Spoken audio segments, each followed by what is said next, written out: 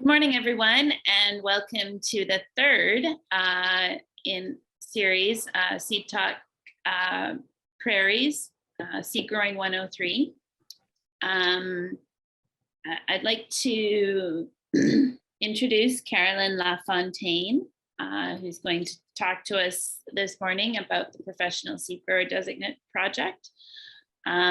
Just a brief background, Carolyn brings years of experience at CSGA into her role as CSGA's Chief Operating Officer. Carolyn's one area of focus is member services that build on the integrity of certified seed while promoting and recognizing CSGA's grower members. Built in partnership with the Canadian Agricultural Human Resource Council, the professional development modules are aligned with that goal. Carolyn will speak to this valuable resource and benefits that it offers for Canada's seed growers. You have the floor, Carolyn. Thanks, Jennifer. So I'm gonna, so hi everyone. My name is Carolyn LaFontaine and I'm the COO with CSGA. And today I'll introduce CSGA's new professional development program that we've called CSGA Learn. So CSG's focus on professional development has been in the works for several years now. It was first identified as an objective in our 2017 strategic plan, and then renewed in our CSG 2.0 business plan last year. When we looked across the sector, we were missing training options for seed growers, seed businesses, or individuals who work in this sector and who want to learn more about seed and seed production. When we looked at the universities and colleges that offer ag diplomas, very few programs focused on seed. When we look at on-farm training, many seed growers come from family farms and have family members that are mentors that show them the ropes, but not everyone has this benefit. We also heard from members that training was required to help everyone involved in seed production understand the standards and the best management practices that are so important in protecting the reputation of certified seed. Members asked CSGA to consider developing more professional development options and also more recognition options. So back at the start of this program, we completed a needs assessment to identify where there were gaps and how we could fill it, and we jumped into this program. We developed a partnership with the Canadian Ag Human Resource Council, also known as CARC, to develop this program. So next month, CSGA Learn is launching, and it will provide equal online access to seed training across Canada. The program provides an opportunity to further your knowledge and skills on the Canadian seed sector, on seed production, on regulations and standards, and those best management practices. It's a tool for individuals to learn more, but it's also a training option for seed businesses that are looking to train their teams and every professional in the seed sector that's looking to learn more. CSG often receives calls from individuals, from businesses, even academia, even government employees that are asking if we have training material. Sometimes they're new to the sector. Sometimes they were hired because they have the right competencies but do not have an ag background. So this program, and it's a voluntary program, helps everyone understand what the seed sector is, how it's organized, what goes into certified seed, to help ensure that the seed sector is equipped with the right people, the right skill set, the knowledge required for the next generation seed system. CSGA Learn is built off of Canada's national occupational standards for seed production and is truly a project of collaboration. We relied on several dozens of seed experts from different segments of the sector, from different people across Canada who produce different types of crop types, to come together to help develop and review the material for accuracy. We can truly say that the program was built by the sector for the sector. So CSGA Learn is comprised of 10 individual online courses. Courses include field crop, photos, videos, glossaries, reference links to enhance the learning. Courses can be completed online at a time that's most convenient for you, and you can complete the program at your own pace. So each course focuses on a different aspect of the seed system and includes number 1, Introduction to the Canadian Seed Sector. So this module is offered complimentary for anyone. Module number 2, Seed Certification Classes. 3, Producing Foundation Registered and Certified Seed Crops. 4, Seed Crop Certification Processes and Traceability. 5, Pre-Inspection and Roguing 101. 6, Plot Production. 7, Harvest, Handling and Storage.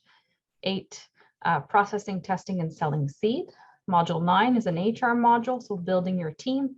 And number 10, Breeder Seed Production. So while we encourage everyone to take the full suite of courses, we know that certain people want to come in and take training that's targeted to their specific needs. For that reason, we've grouped together courses into 4 different programs to meet the needs of different segments of the sector.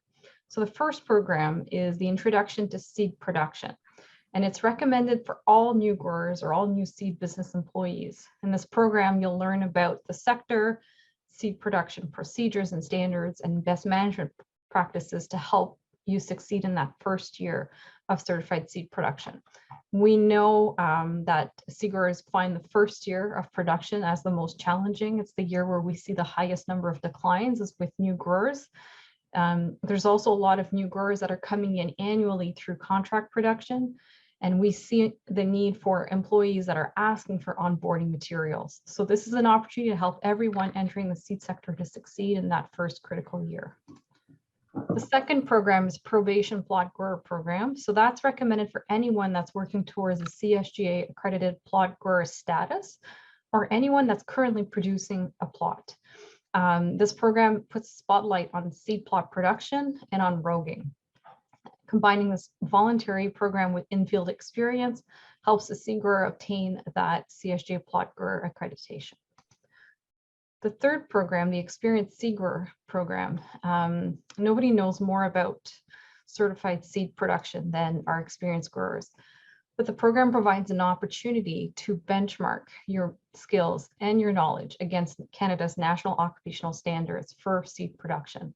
CSGA currently manages national designations like the accredited plot grower or the recognized plant breeder. But for several years, we've been asked for tools from growers to help them demonstrate their expertise, their commitment to certified seed, and to help them market themselves as leaders in the seed sector.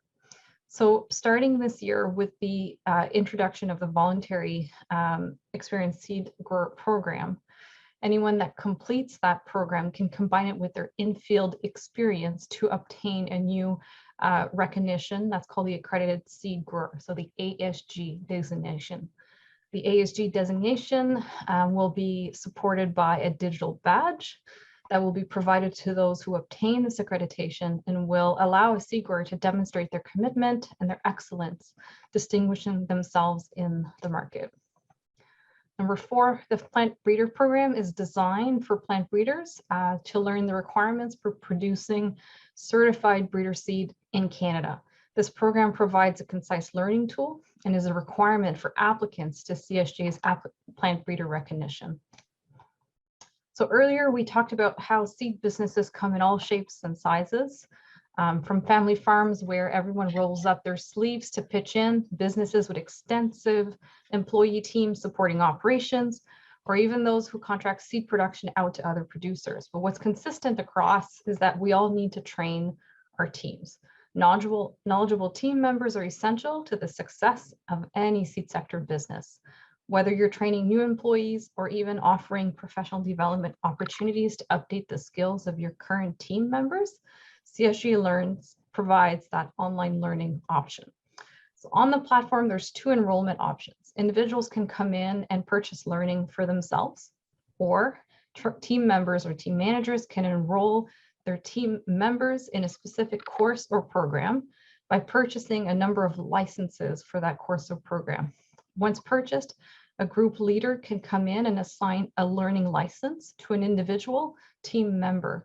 That team member, that learner, gets their own login and can learn at their own pace, but the team leader can still manage the training of all of their staff or all their employees or team members in one convenient location and manage the progress of their team. To help you market your seed production knowledge and experience, starting in 2022, CSGA will provide digital badges to anyone with a CSGA recognition, including those who currently have designations like the CSGA plot grower or the CSGA recognized plant breeder accreditation. And starting in 2022, we'll also add the CSGA accredited seed grower. A digital badge is an online credential. It helps demonstrate and earn accomplishment or earn skill. Today, digital matters, and these badges can be displayed online. You can show them in your social media channels, an email signature, your website to distinguish yourself in our field. So that wraps up my presentation. Thank you for your time. I'd be happy to answer your questions. Wow, Carolyn, a lot of work put into this project, and thank you very much for CSGA for taking it on. It's been something that the branches have been sort of circling for the better part of 5 or 8 years, I think, when the discussion first started. There is a question in the Q&A asking for the cost of these programs. Are you able to answer that for us, Carolyn? Yeah, very good.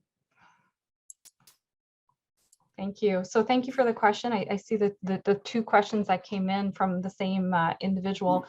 So when you're asking for the cost of the program, I'm assuming that you are referring to the cost to enroll in such a program. There's different prices depending of if it's the different programs and how many courses or modules are included. The general cost is $50 per course. The programs are charged at $150 up to $300 depending of which program it is. And then the first module, the introduction to the Canadian seed sector, is offered at no cost for anyone that wants to take it. Then the second question was whether or not the badge was going to be offered to those that currently have a CSGA recognized plant breeder status. And the answer is yes. Anyone that's currently recognized by CSGA will receive a badge. Okay, and there's another question from Wanda. Do you see that one also? Do you have to be a registered seed grower to access the training? No, so the CSGA Learn, Wanda, is a database of its own. It's not connected to our certification seed growers aspect, if you want. So anyone coming in can choose to enroll. So it could be, my own family farm with my 3 or 4 employees. It could be the government of Canada that's coming in to train as seed section staff. It could be another seed company that's coming in to train. So there's really no set conditions or criteria to take the learning. Excellent. I'm just going to wait a minute to see if any other questions come in or hands up before we move on again.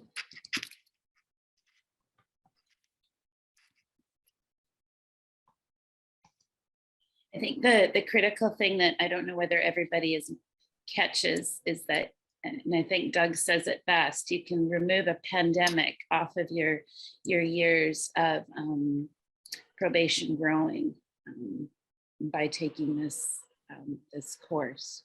Yeah, and become a select grower sooner. It's a good point, Jennifer. So for those that perhaps need a little bit of background on that statement, plot production is limited to those individuals that have completed a probationary process at CSGA, and to do so, you need to have 3 years of minimum crop experience before you can apply for probation. And once you've applied, you need to complete 3 years of in-field probation experience with producing probation plots. So that's a total of 6 years, which is quite long. And we also have heard that there's a shortage of plant breeders in certain corners of the country. So to facilitate that and to help elevate the whole seed sector and those individuals that are producing plots and learn what's involved in roguing and so on, we've launched this program. But those that choose to complete the program can shave off 2 years off of their time to complete that probation process. So they need 2 years of experience in the field before they can apply, and 2 years of plot probation experience before they get that accreditation. So speeds it up. Excellent. Yeah, and it looks like you have a volunteer to be the first to test drive this. Either Daniel or Bradley have put their hand up in the Q&A for you, Carolyn. Thank you. Excellent. Thank you so much. And Carolyn is always available if there's any further questions, things that come to mind after, and you can reach out to her at CSGA. I'm going to backtrack a little bit here, and we're going to try to run this Bear Seed Growth video advertisement 30-second blip again with sound. So we'll ask Jeff to run that.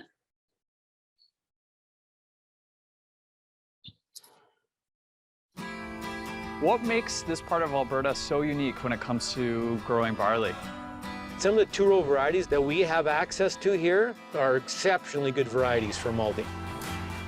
So we use a product called Roxel Pro.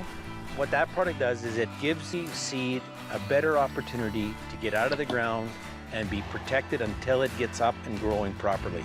So it really is a crop protection product that is very important to us. What? Perfect. It's always better to hear the sound, right? And now I'm just going to double up quick before we leap into the next session and ask for Jeff to run the LMC video for the, oh no, I'm lying. No, it would be the Manitoba sponsor for this session is Rimmer. So the seed tracker software. I'm throwing you for a loop there, Jeff. I hope that's video's okay to queue up now.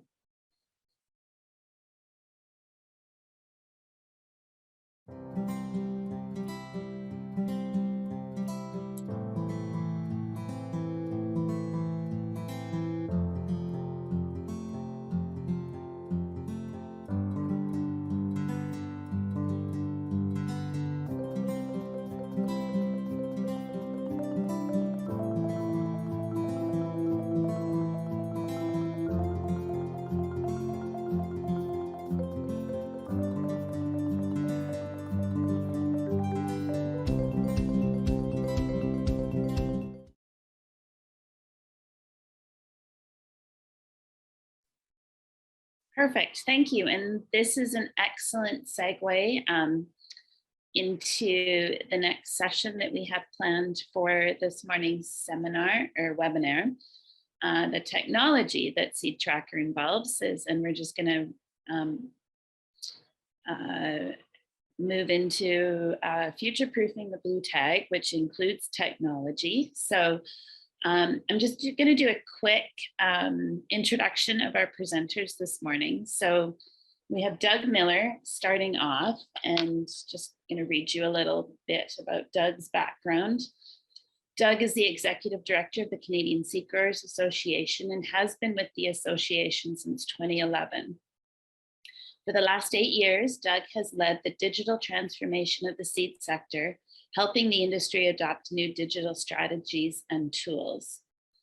With an MBA in food and agribusiness from the University of Guelph, Doug has over 12 years of experience working with agricultural organizations in the nonprofit and public sectors, and was named a top influencer by Germination magazine. We also have Rory O'Sullivan this morning. Rory is the founder and chief executive officer of Grain Discovery based in Saskatoon. He has worked closely with the CSGA in developing blockchain and traceability models for certified seed. A pilot done in partnership with CSGA in March and April of 2019 provided a mechanism for soybean producers and food processors to capitalize on this demand and build additional value into their product. Rory has held a diverse range of roles in the agricultural space over the past 18 years, from cleaning field bins on the family farm at Patchawalook in Australia, I really hope I got that right, and to running a profitable community trading book at one of the world's largest funds. Traveling and witnessing inefficiencies and opaque supply chains cemented his vision for grain discovery. Rory studied agricultural science at the University of Melbourne. And finally, we have a grower here from Manitoba, Craig Riddell, and he's well known, I think, from his work on the Manitoba Seed Grower Board and now on the CCAN board. Craig operates Riddell Seed Company with his wife Colleen at Warren, Manitoba. The operation produces pedigreed seed of a wide range of crops. The farm grows and processes certified seed for the domestic retail market and also specializes in early generation seed increase for a number of domestic and international customers. So we'll start off with Doug and look forward to seeing the potential of the digital world for the Canadian seed system this morning. Well, good morning, everyone. My name is Doug Miller. Pleasure to be here today, and it's an absolute pleasure to talk to you about something other than seed regulatory modernization, even though these two topics are linked. Today, we're going to treat them as being separate. Today, what we're going to do is we're going to put on our future thinking caps. We're going to look into our crystal balls, and we're going to talk about, one of the biggest buzzwords, what we're seeing right now in the industry. But outside of being a buzzword, this is really about, being proactive, thinking ahead, and thinking about how we can create new value for our industry and our sector. So today we're going to be focusing on the discussion about the blue tag. So for a lot of us in this room, the blue tag is our business. Certified seed is our business. The blue tag is a recognizable symbol out there. Whenever a bag of seed has that blue tag on it, there is assurances to the quality, varietal purity, and genetic identity of that seed. Whenever you walk into a warehouse, the first thing I see is the blue tag, immediate kind of awareness right there. So this is the symbol of our industry, but it's really important to say that we need to be able to think about how we can start to future-proof the blue tag and the certified seed system moving forward. Because we're on a constant treadmill here in terms of innovation, we need to make sure that we are constantly looking ahead about how we can provide value versus kind of always looking in the rear view mirror. And I heard a quote yesterday on one of the webinars I was on, and it was, you can't plow a straight line looking behind. So I think that's definitely true, but the future looking aspect of that is the tractor is really steering itself now. So today we're going to be talking about that future proofing ability. Whenever we look to the future, there's some pretty good, or even in the most recent past, there's some recent examples of what we can learn from other businesses that didn't look towards that future. On the screen right here, you see a membership card for Blockbuster. Growing up, I know I had one of these in my fanny pack. I wasn't old enough to have a wallet at the time, but I definitely was renting videos. But this was a symbol. This was a very global recognized symbol here, this Blockbuster. You knew you could go there on a Friday night and get the movie that you wanted if you got there early. Otherwise, you'd have to kind of wait for the next couple of weeks. But this is a great example of a company that wasn't really looking ahead, or maybe had a lot of confidence in their business model and didn't really see what was coming down the track. We look at how Netflix was able to be more agile than them and offer a new service that they didn't think people wanted to have. How their business model was relying on things like late fees, and once we went online, late fees became irrelevant. And so this is a good example of if you're not paying attention to where your customers are going or where the industry is going, you're going to be in trouble real quick. And so this company is now bankrupt, and it is a cautionary tale that every webinar has now that talks about innovation or kind of future proofing. So whenever we look about future proofing, what is this buzzword? Let's break it down a little bit. It's really about being proactive versus reactive. So it's about looking ahead to seeing what's on the horizon, what does your customer want, and how you continue to provide value. So you're really through this process is how does your product, business, or X, Y, or Z avoid becoming obsolete. And it's about anticipating that future and developing methods to be able to minimize the shocks and stresses of future events. Perfect example of this is kind of like the Tesla car, right? So if I'm buying a car that's not a Tesla car right now, I'm driving that off the lot. And as soon as I drive off the lot, my software is out of date. My interface is going to be the same thing.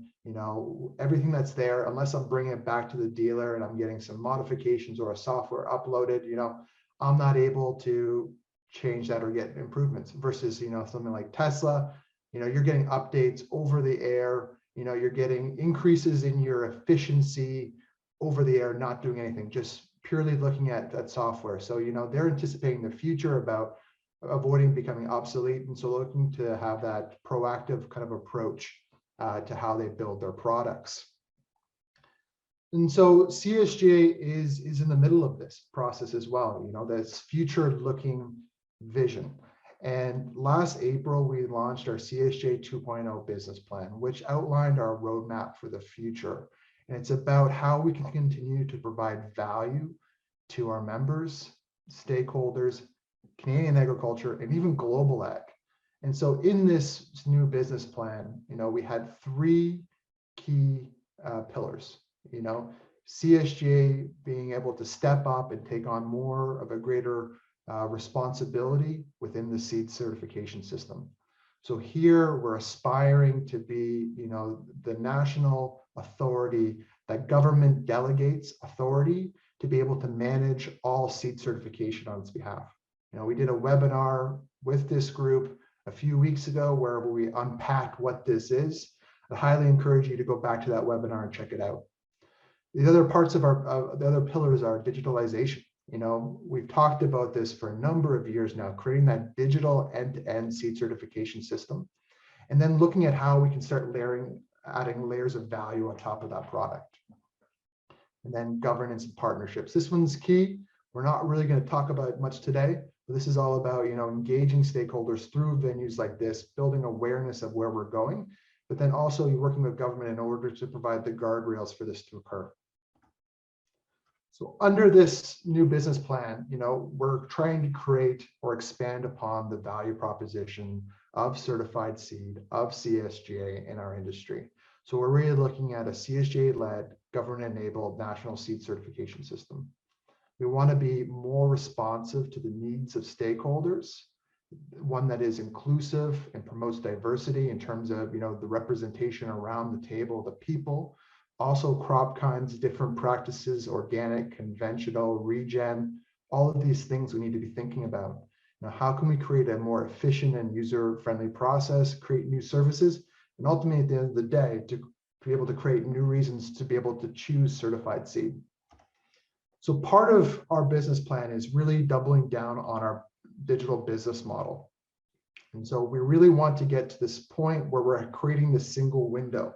This year with the revamp of our members area, if you went online lately, you're now seeing it banded under SeedCert.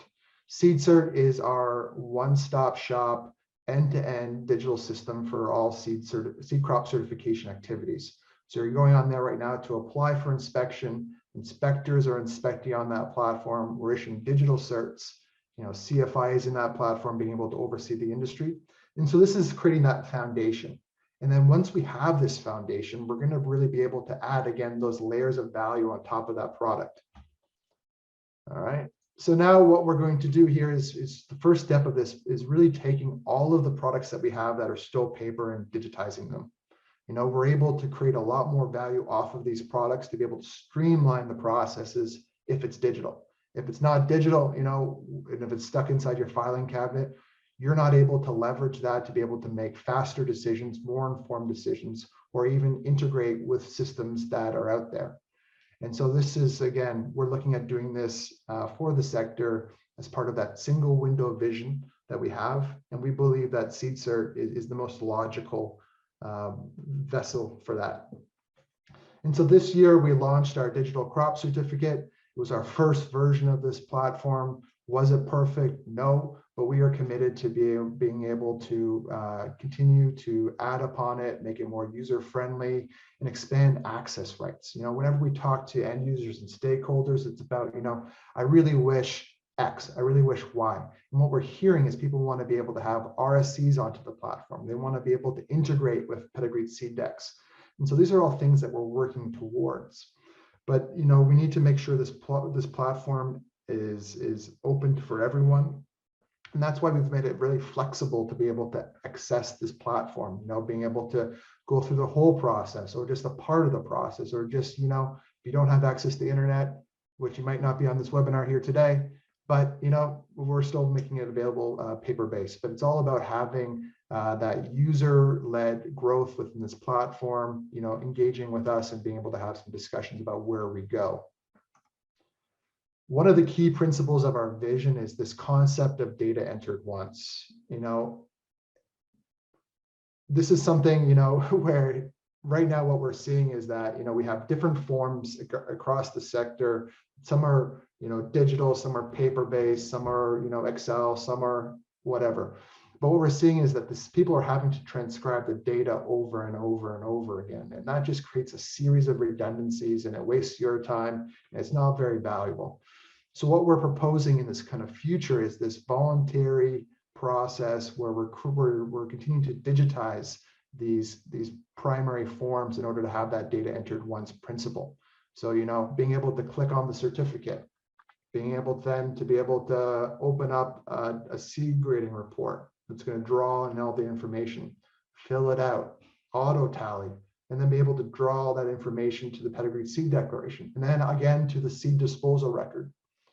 And so it doesn't seem really complicated. This isn't rocket science, but it's like small incremental tweaks that we can make like this that, will make life a lot easier, but also provide that foundation for future growth and future things. And this is what Rory's going to be talking about here, how we can start to create these hooks within the certified seed system to be able to have different groups or different value chains be able to latch onto them and then be able to create new layers of value on top of it.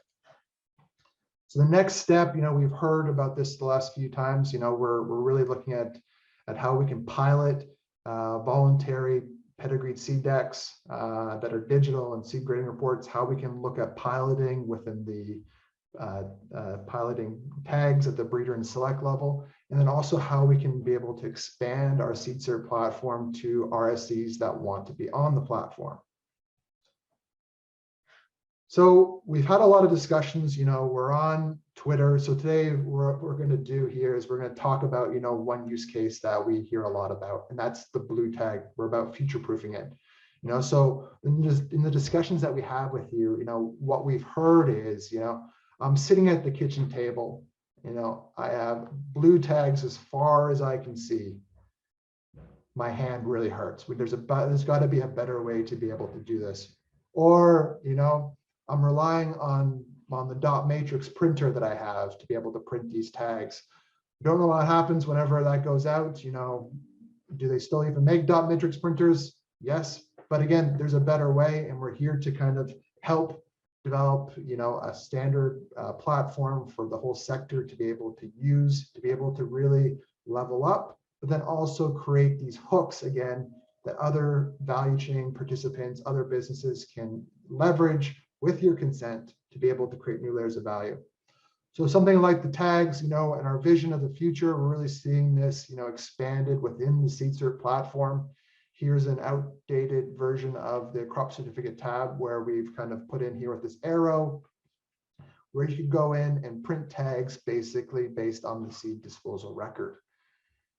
So what we really want to do here is kind of look at how we can employ the technology that we've developed as part of our digital certificate and implement it within the tag. So here, if you have your phone handy, you can take out your phone, scan this QR code, and it'll bring you to the validation page. And so what we're trying to do with these tags is streamline the process, eliminate data entry errors, remove handwritten tags, being able to have end users or stakeholders being able to validate these tags in real time, being able to take the data off of it to be able to put into their systems, just a lot of extra value added systems. But it also kind of gives more visibility into how tags are applied. So again, what this does is provides new value, but then it also provides opportunities to improve the integrity of our system. So how can we start tightening those screws to reduce fraud in the sector? One interesting use case that you heard in Rory's bio us talk about is, the opportunities for our system to be able to go beyond our traditional kind of area. And it's not a good way to put it, but essentially what we've seen from this technology is that this, where we see industry trends going, where we see, more discussions going, is that people want to know more about the food that they produce. So when we look at something like traceability and what we do in seed certification, it's a traceability system. It's primed and ready to go for this next generation farm to fork, seed to table, whatever you want to call it. There's a lot of opportunities there. And so we saw this as an opportunity to be able to tell our story in a new way. We're really good at seed certification, but we're not really good at is self-promotion. So this is a way for us to be able to kind of tell our story in a new way. And we partnered in the past with Grain Discovery and also with the Grain Farmers of Ontario to be able to connect the seed sector with the IP sector, with the producer, and ultimately to the consumer. And so what we did was had a pilot where you could track and trace tofu from the store shelf all the way back to the variety that it came from. We're in a business of varieties. We all know that a certain variety of soybean not everything can make tofu, right? So it's about telling that story. So again, QR code to scan. We're all used to these in the pandemic, going out for dinner where we're allowed to. We're scanning QR codes left, right, and center now. So in this pilot, what we did was kind of created that timeline view where we could tell that story in a curated way, promote the value of our product, promote the value of our members. And we really see this as a value-added system that companies like Grain Discovery, value chains that want this, that they can latch on to what we're building as part of the seed certification framework and be able to create new value opportunities for our members, companies, and stakeholders. So now what I'll do is I'll pass it over to Rory, and he can take it the next mile of the journey, or in the blockchain world, the next link in the chain. Hey, thanks, Doug. Let me share my screen here. Screen 2.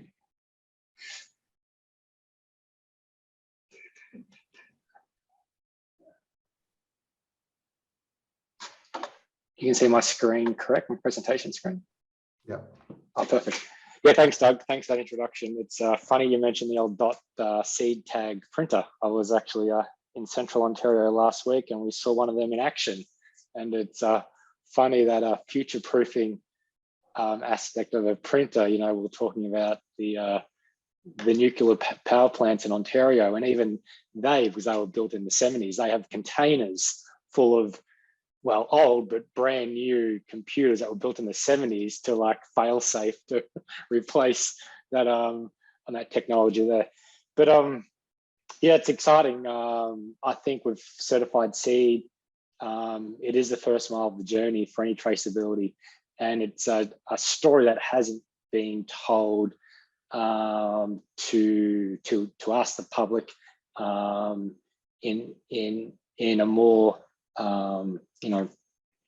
exciting, more modern way. So yeah, so as Doug mentioned, I'm Rory O'Sullivan. I'm from Grain Discovery. We're an ag tech company. I'm based here in Eastern Ontario on the lake of between Ottawa and Toronto.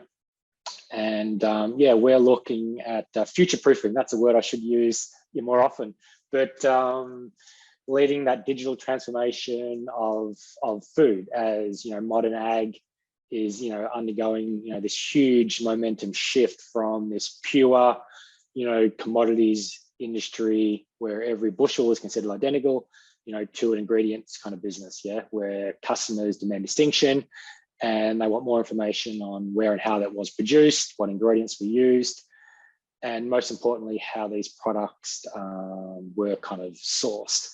And so our kind of core product is more focused on that commercial grade kind of grain buyers and how they interact with their existing kind of farmers. But a third of our current client base, they do kind of IP products, and so there was a real need from them in how can we digitize, future-proof our current kind of Cypress IP system, that how can we kind of just reduce those costs and streamline that back office and front office tasks and so forth. So that's kind of something that we're kind of doing as well. But for this particular kind of I think about 10 or 15 minutes, I'll kind of touch on a few points here.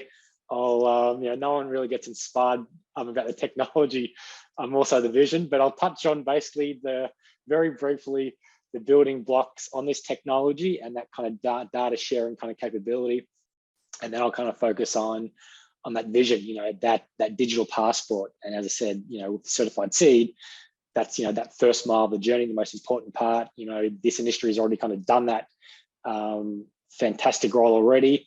And we just need to, how can we digitally, pass that baton up the supply chain where that, that information can be easily shared in that digital kind of a format.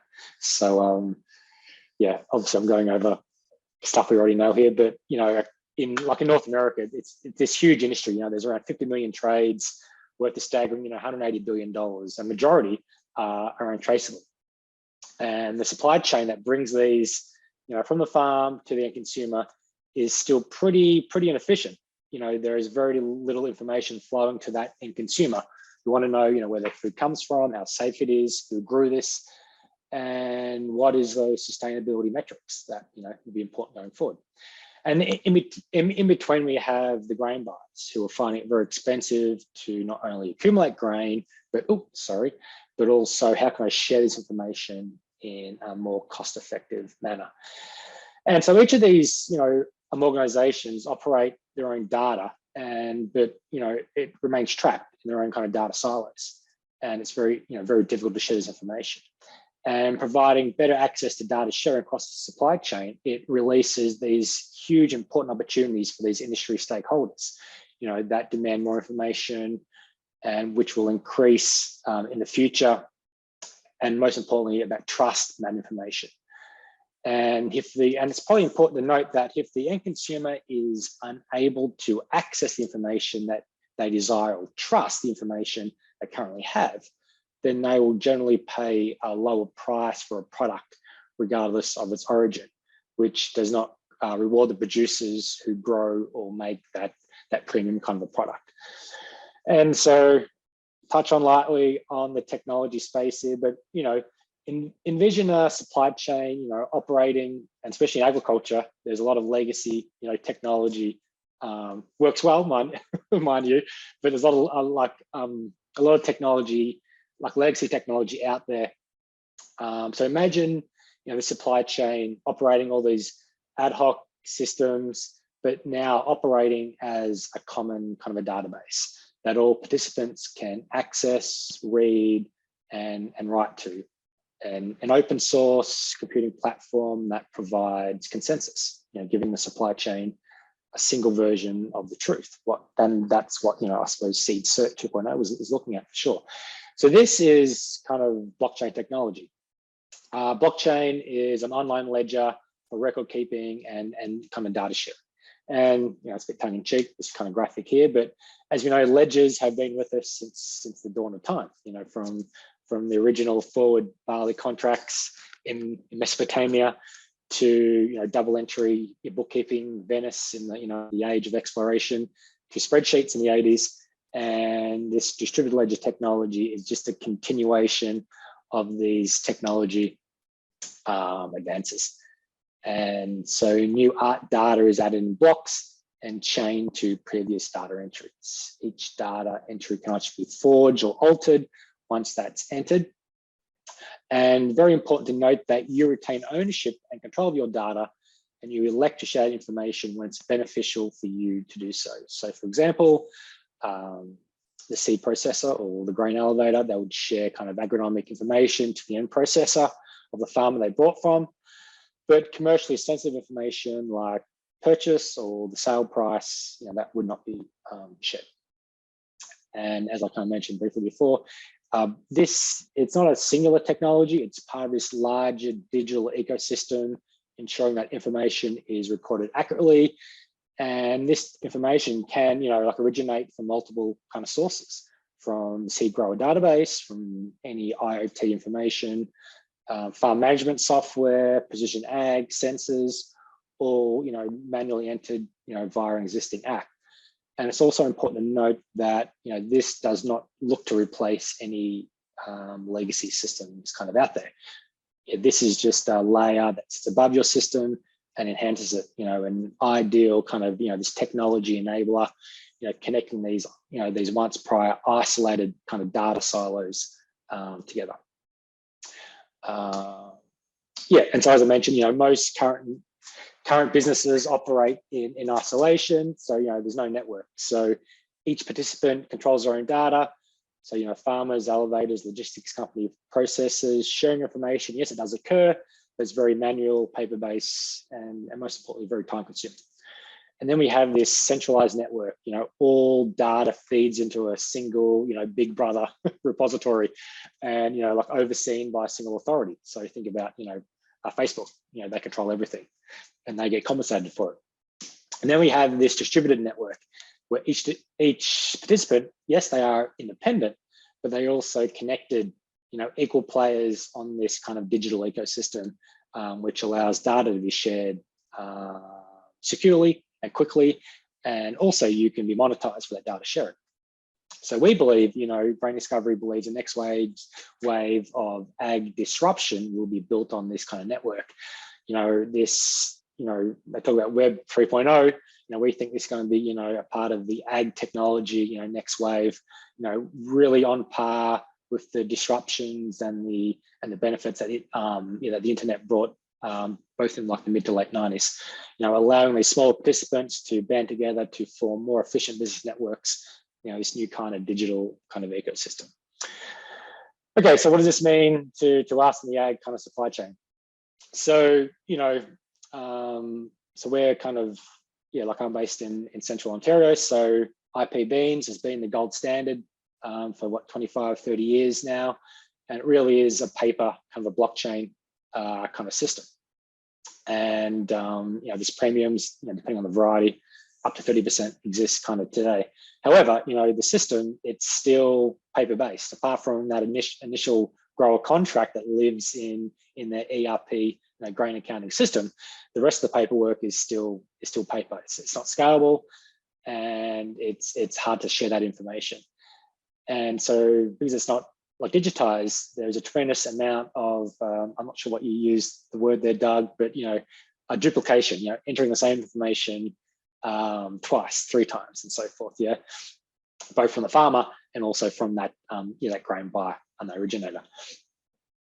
And obviously that produces a lot of like inefficiencies, and especially in this kind of low margin environment, increases operating costs and so forth. And so what is unique and novel in digitizing this paper-based kind of foundation is this data collaboration can now exist between seed companies, farmers, processors, both primary and secondary, and so forth. So really for the first time, these previously kind of isolated kind of data silos can be connected, creating this valuable feedback loop between participants that really hasn't kind of existed before. So that's really fantastic for like third-party audit purposes, or for example, if contamination or potentially fraud occurs along the supply chain, or simply you want to do like a mock kind of a recall, it can be easily identified, isolated, and then contained. Saving supply chain money, but most importantly, kind of reputation risks, as there's no costly kind of recalls. And that's what kind of happens now. There's half a dozen staff like in the boardroom, going through all these foot thick kind of binders and tracing that supply chain, where it like originates and who touched it along that kind of journey there. And so, Doug touched on some prior, and that's it with these traceability kind of projects that we're kind of working on. What is the low hanging fruit? What are those supply chains that are already geared for traceability? So IP beans is a perfect use case, and now we're just actually starting our next kind of exciting journey with the Western Canadian barley industry, with kind of looking at creating not a Cyprus standard, but kind of there's many like traceability is like an onion. There's many different layers that you can look at, but creating like a light version of traceability that we can kind of take to the industry and then hopefully kind of commercialize. And like depending on who you are in the supply chain, there's many different kind of value propositions why you want to embrace this technology. Obviously, us for the seed industry today, it provides data for better decision-making analysis, and also develops this provenance and this terroir of varieties and associated price premiums. And especially for like malt barley, how can we build a stronger business case for not only new varieties being kind of commercialized and adopted, but also a business case on certified seed? And how can we, increase, I think, well, depending on that malt house, it's anywhere between 20 to 40% is certified seed. But how can we increase that use case, that adoption of certified seed? And also for that secondary processor, the brewery and the consumer, how can they be associated with that certified seed kind of branding, so they kind of demand that, and that gets pushed down the supply chain and so forth. And then for the farmer, obviously, how can they participate in these value opportunities that can not only drive a price premium to them, but how can I continue to differentiate kind of my product, and how can I compete in this ever increasing not only domestic market, but increasing international marketplace. Then for the primary processor for this particular case is that malt house. How can I better serve my customer, which is like the brewers, and then also for this digital kind of record keeping, how can I not only simply just save time and money, where this easier maintenance of client accounts and stronger decision making processes in grain buying, but also varietal selection and so forth. And then the secondary processor, for the brewer, how can I really respond to customer demands for traceability? So that's that whole kind of craft beer sector. It's kind of, especially over the past kind of decade, it's kind of especially it's really grown on that that local artisanal kind of aspect of the industry, and doing a lot of kind of surveying with the craft beer sector and that consumer. People associate hops with craft beer, and they don't associate like malt barley. So how can we really tell that story? And there's much more exciting story with that craft beer story, so the consumers are better engaged, better educated with that barley kind of journey. And then also for the craft brewers, obviously that's a very competitive space. And how this kind of embracing these new traceability aspects, this is how I can compete with my competitors on the beer shelf store. And it's a great kind of marketing kind of story as well. And then for the industry, how can not only can we enhance our province's story, but also how can we enhance brand Canada? How can we compete with my brother in Australia to those export markets overseas? And how can we, as Doug mentioned, in ag, everyone likes to be second, not first, but how can we continue to be proactive and not reactive to change the consumer demands? And obviously us being in ag technology, it's incredible the requests and the calls we get from end processors, from just general kind of grain buys, food processors, ethanol buys. These changes are coming, these future demands are coming. How can I be proactive? How can I, what's my first stage of traceability? What do I need to record that I can be proactive and set, some parameters that I can then easily increase these kind of data as these future kind of demands get required. And but for brand Canada, how can I further develop that reputation and drive a price premium through the supply chain? And how can I continue to be on that speed dial number one for our for those premium customers But then going forward, you'll just need to have this information to just access those markets. And then, as I kind of mentioned briefly, for that end consumer, we are driving on these changes for the supply chain, and how can us as a supply chain, and especially in ag, especially in grains, and there's other sectors that have done a better avenue of storytelling. If I think about like the beef sector and so forth, especially, but how can we tell that grain story, that certified seed story better, more efficiently? So how can we better meaningfully engage with the products they consume, and not only sparking greater awareness and confidence in the products they buy, and also be better educated on that very rigorous journey that supply chain is undertaken. My own personal aspect, I think last year I kind of tapped and collected maple syrup for the first time, and I didn't kind of realize the processes involved in collecting the syrup, that the boil down, like how much you lose and so forth. And I'm not sure people kind of know the processes involved, but if that kind of story was told to that consumer, like, here are all those processes to get that maple syrup, well, I would pay a hell of a lot more compared to like $12 or $13 a bottle, because all those processes involved. But, that's just an idea of that one supply chain that I wasn't aware of, but now I was educated more and doing it firsthand. Like, yeah, this is priced way too low, for that premium product is. Just touch on, so commercial adoption, and that's the thing with, with any traceability, like in the grain sector, as I mentioned, what's that low-hanging fruit? What are those sectors that are not only being driven by the consumer, but will easily adopt it kind of more going forward? And so, this obviously food grade, pulses, lentils is most obvious. We think, for that craft beer sector, for the barley is going to be, that next kind of low-hanging fruit there. So it's very exciting there, and for embracing this kind of traceability technology and so forth. So that's kind of my summary today. Thanks for your time, and I can stop sharing my screen here. I lost my mouse hit, and here we go. Thanks. Cheers. Nice to see your wedding picture, Rory, at the end there. That's great.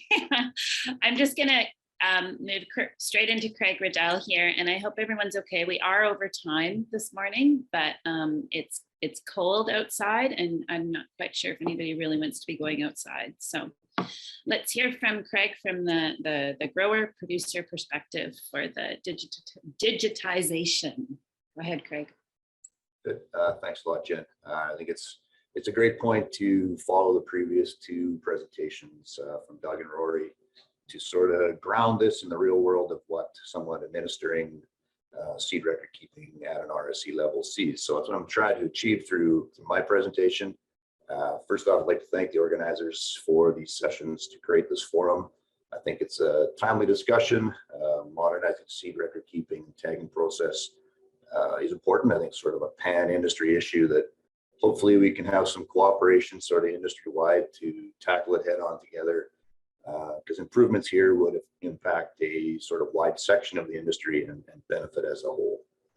Start off, I'll maybe provide just a little more background on our business to provide some context to why the efficiencies we see in the current practice of seed sealing are a concern in our day-to-day operations. So Riddell Seed Company, our business has two main business focuses for our roughly 2,500 acres of annual pedigreed seed production. We operate a retail certified seed business supplying seed to our commercial producer customers, and the rest of those acres in pedigreed seed focus on early generation increase, likely small increases in most cases on a contract basis to variety developers, seed companies, and several seed producers. So while our seed production acreage isn't huge, our specialization in small line increases lends to many lots.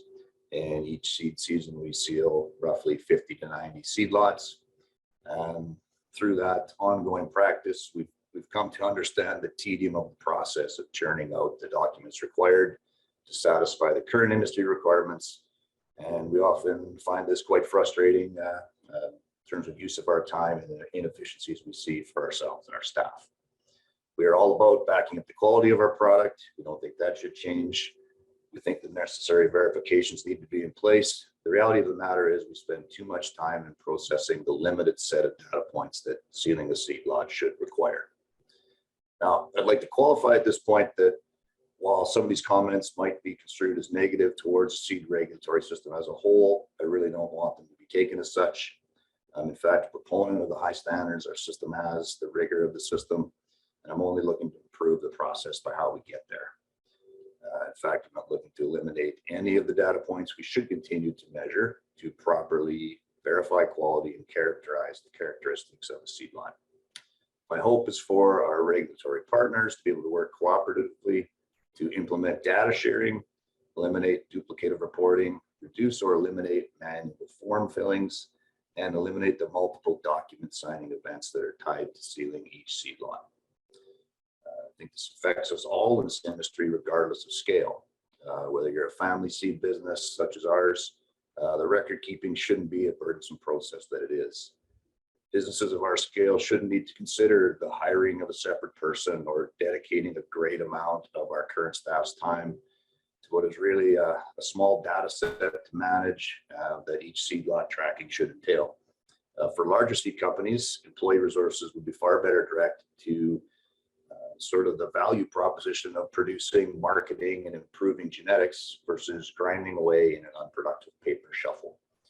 It's probably a good time before I go any further, though, to qualify that I fully understand that a seed business with a limited number of lots to administer might be finding my presentation really much ado about nothing. While they might not find their current process speedy, if they're dealing with a lower lot count, the old paper or digital forms and the process they understand might be serving their needs full well. I think any move to new models would need to be optional, at least for the foreseeable future, at least until proven very efficient and easy to navigate for all users. So I guess before I talk of change, where we'd like to see the system go, I'd like to first discuss the components we need to truly preserve. We don't need to blow this all up. We don't need to change the entire system. And I think a primary concern is that we don't want to change the attention to detail and the steps that truly define the quality of our product and its end value to our customers. Seed grading should continue to be the careful process it needs to be to take the time to properly verify the quality of our seed lots. But outside of that, all the other data points should move seamlessly, really at the speed of light. We need to eliminate the copying and pasting of entries from one form to the next, filling out forms in various formats, entering in Excel, converting to PDF just so we can sign, saving multiple documents, creating large files, multiple signatures for each seed lot. These are all really duplicative, time-consuming steps, and they're not doing anything to bring value to our end product.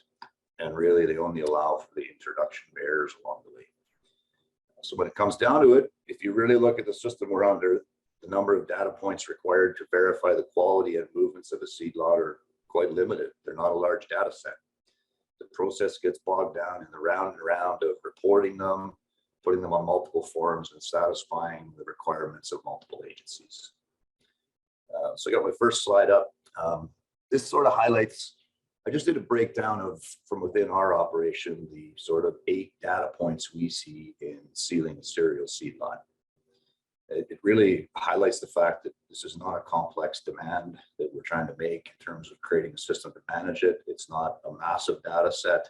It's really quite limited. Sort of to break it up into a couple of segments, broke it down into internally generated and externally generated data points. So just to elaborate on those two distinctions, the internally generated really come from within your RSE. They're developed or determine these data points through the processing steps and the seed grading process on our final end product. So really there's only 4 of them. They'd be the weights of the product, the lot number that's been assigned, and the grading counts done on the final sample. The externally generated data points come from outside of our RSE. They're supplied to us. They come on the report analysis from the accredited lab, or they're issued in terms of the crop statement number by the CSGA. So these would be data points like the lab name, the lab test number, the germination result. and the crop certificate number. Now, I did pick one of the more simple examples in cereals. A few crop kinds will have additional requirements, but really they may be a quality requirement or maybe a disease test, but a few more data points. This is still a small subset of data to manage for each seed lot. If you could please move to my next slide.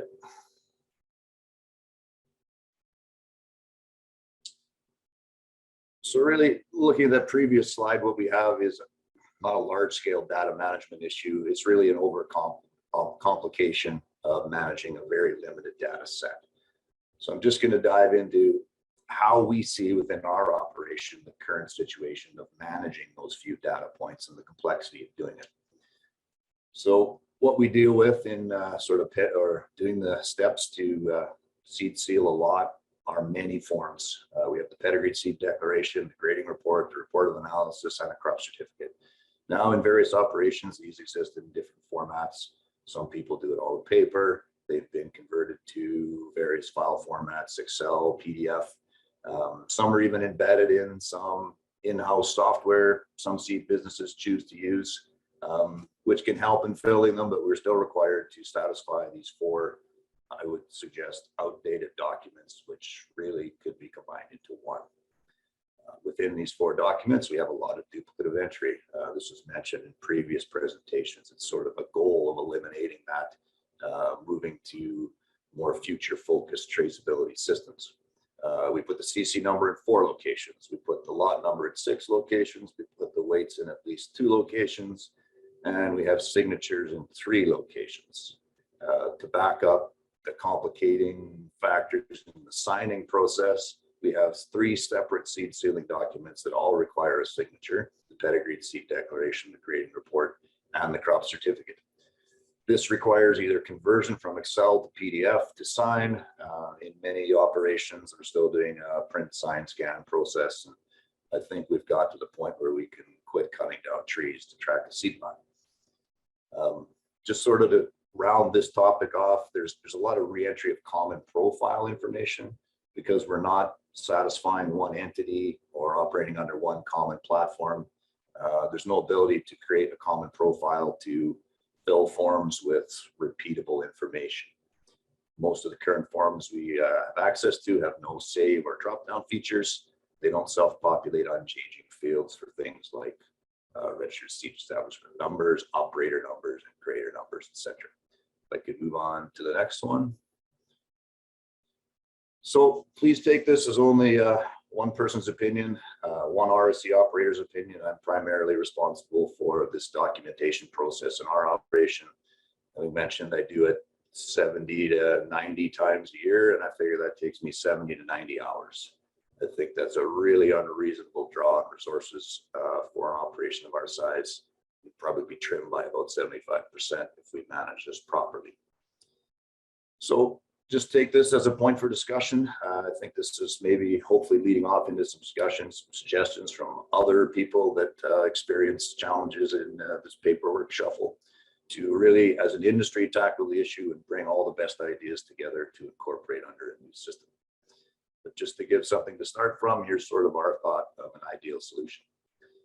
The data points generated internally within an RSC would be entered once and flow to all necessary stakeholders with agreed permissions. And I want to touch on that agreed permissions. Certainly in our operation, we're concerned about when and where our data moves, who has access to it, and that we're giving proper permissions. That would for sure need to be embedded in any system developed. Once those permissions are agreed upon, though, we say that these data points should flow to where they need to go. It would be a one-time manual entry if that's the choice, or the platform could have a common onboarding mechanism that external software from a variety of developers could feed the chosen data points into the ultimate final database. Externally generated data points would flow to all necessary stakeholders without any re-entry by the RSC. We don't generate these data points, we're simply transcribing them. In the current process, we move them from form to form to form. Typically in a cut and paste operation, it's really only an allowance for error. These should move automatically to where they need to be.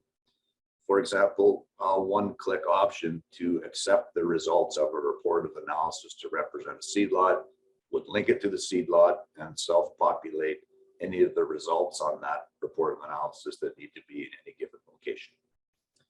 And again, I just want to touch on the operation or optional participation. I'm realizing this isn't a major issue for everyone. If you're dealing with lower lot numbers, you're uncomfortable moving to an electronic system, you know, you're not at the point in your career, in your seed business where you're looking for something new. I think this would need to be certainly optional for a great period. Consideration of it becoming mandatory would only happen when it's well proven and user friendly and accepted industry wide. We just call up my last slide. Again, that's kind of bringing me to the end of my presentation of sort of the impacts of the current process and where we see the future going. But I'd just like to reiterate, I think this is a tremendous opportunity for the industry to work together as a whole to tackle this issue. I think the only threat to getting it done would be a turf battle over any one agency involved thinking that a common data platform threatens their purpose. I really see most of these changes as purely administrative improvements in our work operating procedures from the various entities we satisfy, and sort of the reconciliation of a whole bunch of documents into a common platform. I still don't see any real change as to how the industry operates as a whole. Seeds Canada will still be the overseer and accreditor of ourselves as RSEs, and the Canadian Seed Growers Association is still going to be there certifying seed. I think all agencies involved have better issues to put their resources towards than worrying about where a few data points are stored. I mean, ultimately, I think this could be easily housed within one of the existing entities. But if it really gets to the point where we can't agree on how that is shared, maybe this is the case for the creation of a separate entity. We've done that for different things in the industry. I look at sort of common issues amongst competitors, seed companies wanting to be able to cooperatively manage the midge tolerant wheat sector, for example. There is an example there. I really don't think we should go there, but should we not be able to agree on where a common platform exists, there are alternatives to help us manage that. Finally, I just think as seed growers, registered seed establishments, and seed companies, we sort of allow some regulatory creep. We too often allow our regulatory partners to dictate the administrative burden we exist under. We have to look to the fact that it's the investments we make and the seed we grow and sell that ultimately supports this entire industry. From time to time, it's our responsibility to remind the whole industry that our success as a whole hinges on the basic principle of us producing a quality product, and the administration of that product should be the most streamlined and efficient process we should shoot for. I hope as an industry we can get together and tackle this problem cooperatively. I sure hope this can generate some discussion. That's the end of my presentation, and certainly entertain any questions you guys have. That was a lot of information packed into, I don't know, 30 minutes. So I'm going to give our participants a minute to either raise their hand to ask a question or type it into the chat quickly. Exciting times in the seed industry right now, and as Craig says, it's time to work together and get these things on the into reality.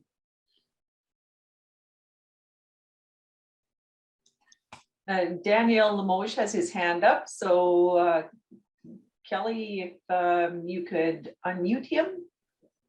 I've unmuted Daniel and I believe he's ready to speak. Yeah, good job, you guys. First of all, I'd like to speak on my behalf of my farm and farm family. I don't know who to address it to. I'm not speaking on behalf of any associations, but I'm a little bit, good job, Craig, Rory, Doug. Number one, I do support getting everything in one system going. I'm flustered, I'm frustrated. It comes back to registered seed establishments on doing seed disposal records. Right now I have 3 seed companies or 3 registered seed establishments that are cleaning my seed. They ask, do you have a crop certificate? So I print it out and I give 3 empty blanks. Before we used to have a blue crop certificate. and it would travel through the mail, Loomis, from one seed company to me, back to another one, back to me, back to another one, back to me. They would sign off on it on seed disposal. I see that CSGA, I'm gonna blame CSGA. I gotta blame somebody. I can't blame myself. I think 2.0 is released too early. Yes, we can print all the crop certificates we want. We can print 100 of them on PDF, but nobody is watching the registered seed establishment on what is getting put on seed disposal like it was 2 years ago or the year before. I find that very, how can I say it? I'm flustered on that because when 2.0 came out, it should have come out that we do the seed disposals. And I can see CFIA and Seeds Canada having a nightmare right now on this year because there's no way of tracking down the seed, or if there's more that got cleaned than what was produced. So I don't know who to address that to. Just flustered. Thank you. I'll take it. Good, Doug. I've talked to you about it already. You can tell me. Yeah, no, Danny, I appreciate where you're coming from with the seed disposal record. But that particular form is not a CSJ form. It's been added to the back of that crop certificate for many years as a value-added service, and it's not part of our process. So, we want to be able to provide, an easier way for RSCs to be able to do that, but it's a stepwise process. The documentation can be shared with them right now digitally. But then also, a lot of these RSCs have their own seed disposal systems and record generating systems. That back of the form is not the be all to end all in the seed disposal space. So, we heard loud and clear that people want this, but we just have to be aware of what that entails, how we treat that data, how we onboard RSCs into the system. We just can't onboard a group of people overnight. It takes time. And the first step of that is getting our process figured out before we start looking at, these value added systems. So we are looking at, getting RSCs on board, but it is a very big process to be able to do so. I'd be happy to address the Q&A question about thinking about the regulatory system as a burden. If that word in my presentation created that concern, that's not the direction I wanted it to go. It's an administrative burden. As I mentioned, I don't want to eliminate any data points. In fact, I'd like to have my customers, my end users, have greater access. In reality, of the 90 sets of documentation I do every year, on most years, I never have anyone ask for one. If we sell a good quality product, we rarely have someone coming back looking for seed lot information. It needs to be there, but I think it needs to be more accessible. I think a common integrated portal that allows our customers access to seed quality data easily without having to ask us to supply it is where I'd like to be. The burden I refer to is the administrative burden. It's duplicative. We're satisfying too many masters, and there's not enough cooperation into integrating that data into one easy to file location. Don't want to move from having access to data for anyone. Thanks, Craig. I've got another comment here, and our panelists can determine if there's someone that would like to speak to it. From Chris Enns, I think a central location for all documentation is the way to go. I would like to see that we put all documents onto a central portal, but toggle on off each document in order to control who can see particular information pieces. Craig, maybe you have some comments in that direction, or perhaps Rory.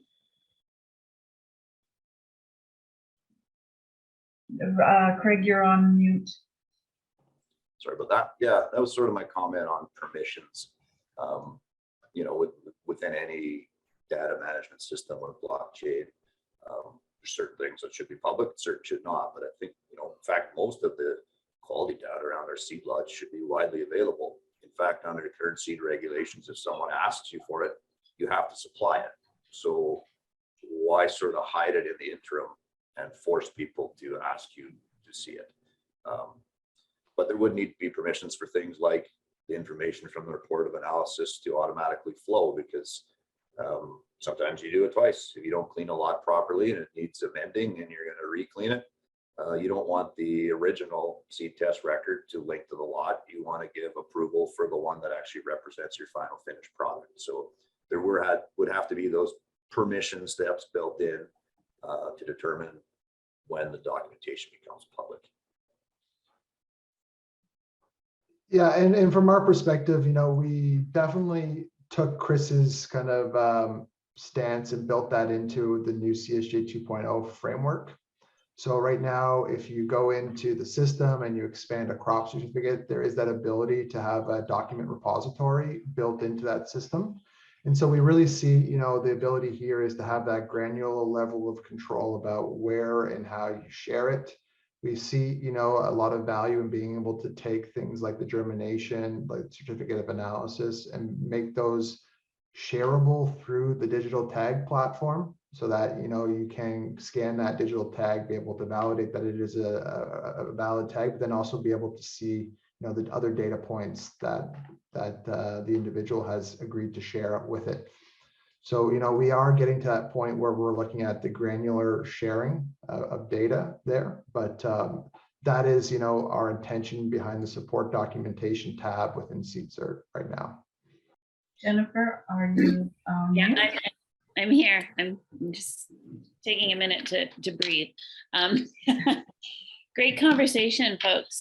It's exciting times for the seed industry, and being able to leverage some of these digital tools to help build consumer trust that starts with certified seed is certainly something that I think we can all agree on at this time. And cleaning up some of the redundancies is exactly what we need. So great presentations. Oh, I think Daniel's got another comment here. His hand's gone back up. Yeah, nothing to be negative, Doug, or anything. I guess I'm flustered because it's just not happening quick enough. Is the only thing I'm trying to say. I think if everybody can get along and get the system going, it's going to end up being perfect eventually. It just we have a few drawbacks as we're working through it, but I guess, yeah, I'm just flustered. It's not happening fast enough. That's my only comment. Other than that, good job. Thank you very much. So John's got a question in the Q&A asking if these presentations are able to for review. So the video recording will be available once we get it all sort of smoothed out on the branch association websites. And you know, like, there's great messaging here, and people are missing things that we're asking for who should be hearing it. So spread the word and just put a bug in their ear that maybe they should kind of listen to the presentation today. Okay. There's a comment, sorry, there's a comment from Rory. In the chat, he put an example of what information could publicly be displayed through a QR code. So for those of you that are interested in seeing what all the possibilities are, just click on that link and it'll give you some more information. And I think it looks like we missed a question from Kelly. She's asking if farmers could be able to tap into blockchain to discover potential IP programs and contracts as a means of identifying market options prior to purchasing and making variety seed selections. You see that being a possibility or a tool that we can add to a toolbox? Yeah, I'll quickly add on. We've actually a lot of inbound inquiries have come across our desk from more kind of the larger larger farmers who want to do that direct relationship with that end consumer, because they've got the economies of scale to do that. But now obviously it kind of mainly kind of like you're at the mercy of what kind of relationship your local grain buyer, like that processor has with those end, like for those end users themselves, yeah. But currently, like so it's unfortunately for now, it's like we're at the mercy of those relationships that have been built up from that processor to like to that end processor. If that makes sense. And my response to that question, Kelly, would be lead with the value proposition, not the technology. So what are you trying to solve? So, in the blockchain space, it's a man with a hammer thinks everything's a nail. So it's not always a magic bullet solution, but it's about identifying, the use case, the value proposition of what you're trying to solve, and then then applying the appropriate technology. So, I think, more IP programs are going to be looking for enhanced traceability. I think blockchain's a great tool. But again, it's not just focusing on blockchain, it's focusing about that end-to-end traceability system that, the customers and the buyers are starting to want or will be wanting in the future. Yeah, and for us, so we're working with like Alberta wheat and barley, Sask barley for this project, and it's like, well, what is traceability and what data like do we want to capture? What are those whole sustainability metrics? Well, that's another like webinar by itself. Like, what is that stuff? And so for us is like, well, let's just currently capture what farmers currently record. Let's not like reinvent the wheel. Let's just like break this out like into phases for like digitizing this traceability. Let's just start with that basic agronomic snapshot, which gets recorded now, and obviously the blue tag is already does that. And then once that's kind of that digital highway has been built, then we can incorporate other data which kind of makes up what that requirements are in the future. Great. Okay. I'm not seeing any more questions. So our third and final sponsor for the session this morning is LMC, and they're the Alberta sponsor this today. I think we have a short video to run from them also. So we're just waiting for Jeff to cue that up, and then we'll wrap up the session.